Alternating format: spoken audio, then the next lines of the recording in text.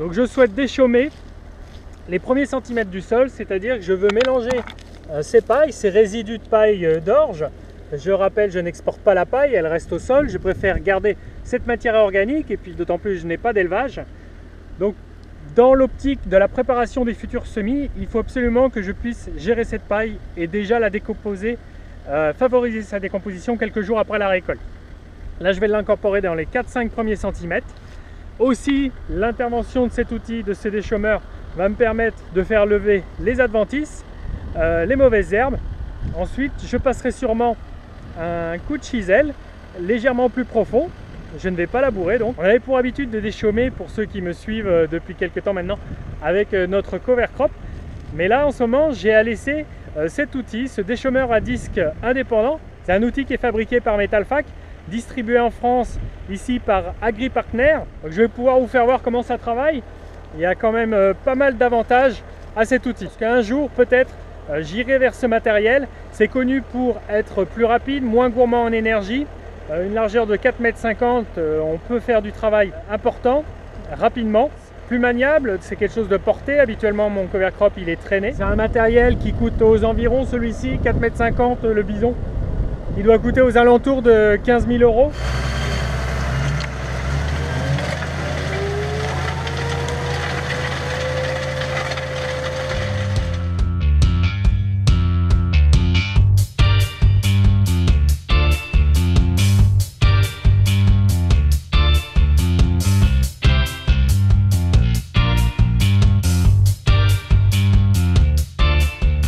Vraiment content du résultat.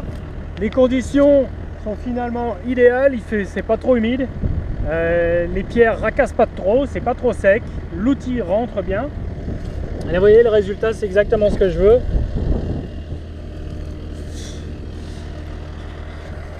Impeccable. Et puis je vais le passer un petit peu en biais, c'est-à-dire que je vais prendre un angle de 30 degrés par rapport au travail habituel du sol, au semis, à la récolte. Comme ça, je vais pouvoir couper les andins de paille, parce que la moissonneuse, même si elle essaye de bien répartir sur toute la largeur de coupe, elle a tendance à concentrer un petit peu dans son milieu la paille. Donc comme ça va me permettre de l'étaler. C'est connu pour faire quelque chose de bien plane. Je vais peut-être régler avec une épaisseur de cale en moins, donc je vais descendre de 0,5 cm. Là, je vais faire le réglage.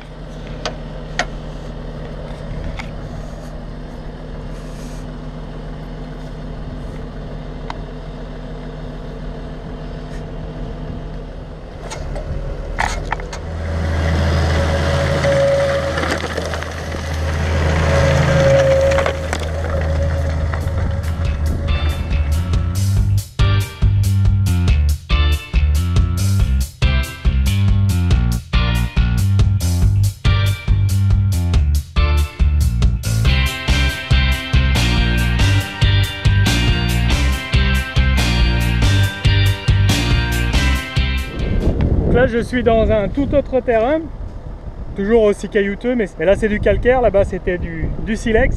Et vous voyez, il y a beaucoup de paille. Et j'ai regardé, là je suis situé sur un andin de paille.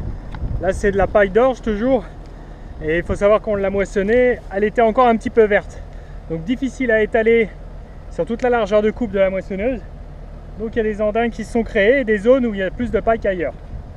Et là ce que je veux regarder, c'est comment est intégrée cette paille en grande quantité.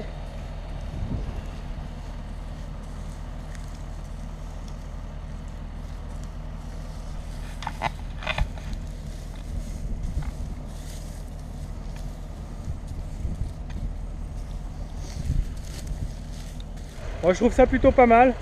On revient de loin quand même avec toute la paille qu'il y a. Bon, à des endroits elle va s'avérer toujours un peu gênante, mais je vais sans doute passer un outil à dents pour la réintégrer d'ici quelques semaines. Mais quand même, quand on voit cette quantité, et bon, je pioche 5-7 cm. Et il y a toujours la fraîcheur suite au récent orage, donc j'en profite.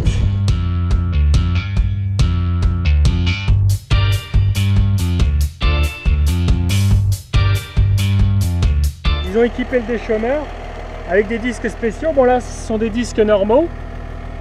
Et derrière les roues, ils ont équipé un disque avec des pointes avec du carbure, rechargé en carbure pour voir si ça peut limiter l'usure et faire durer plus longtemps le disque. Regardez, donc ça c'est un disque normal.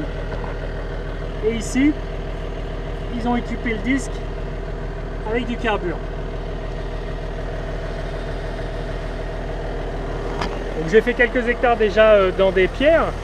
Je m'aperçois que les pièces tiennent, que le carbure va pas sauter, donc ça a l'air plutôt durable. Un reproche que je peux lui faire au matériel, c'est lorsque je vais aller sur la route, je vais donc le replier et je dois pour ça sécuriser par cette jambe de force, cette pièce-là, que je dois mettre de manière transversale d'ici à là-bas, de poutrelle en poutrelle. Alors pour faire ça, il faut grimper ici sur les bras de relevage.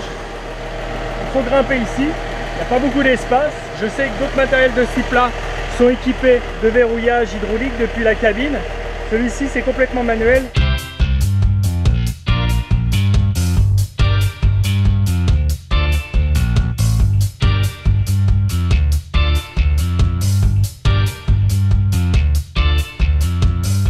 Alors ils m'ont prêté un bel outil, je tiens pour ça à remercier l'entreprise et puis à vous parler quelques secondes d'elle pour la présenter. AgriPartner, c'est une entreprise familiale de la famille Ganaï. Depuis des dizaines d'années, ils ont leur magasin dans les Deux-Sèvres et puis la Vienne.